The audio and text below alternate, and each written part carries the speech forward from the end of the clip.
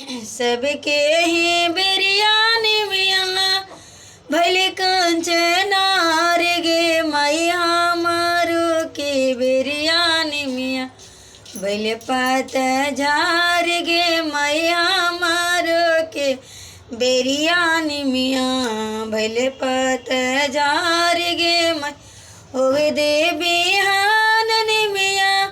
बड़े ही बोलावे गे माई जड़ी से कटबो मिया गोरे बो गोरा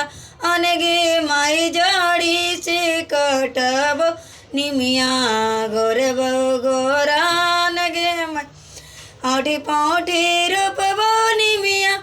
बेली चमेली गे माई बेचावा में रूपबो मिया डटहरे पान गे माई बेचावा में रूपबो मिया डटहरे पान गे तोड़िए के लाबो देवी माई खोराक गे माई ओढ़ाउल के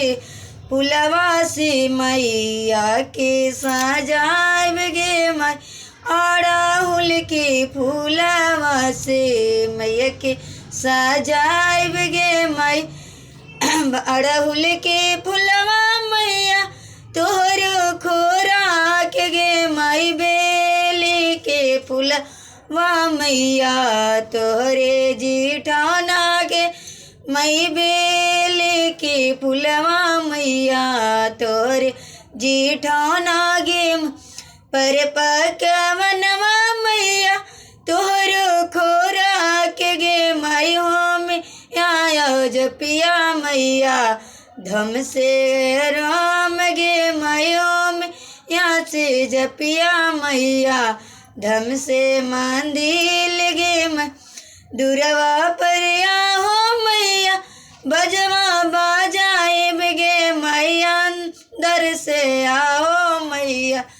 पूजवा कराए गे मैया अंदर से हो मैया पूजवा कराए किकरा से मैया राउर गीतिया लिखाए गे माई के कारा से यार और भाजनिया गाइब गे मैं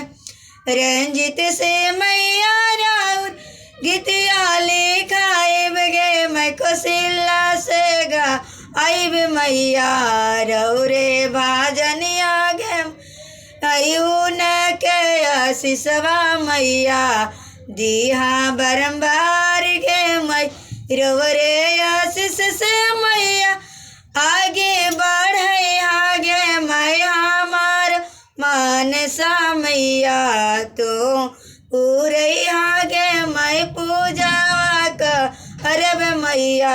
हम रौरा बरम्बार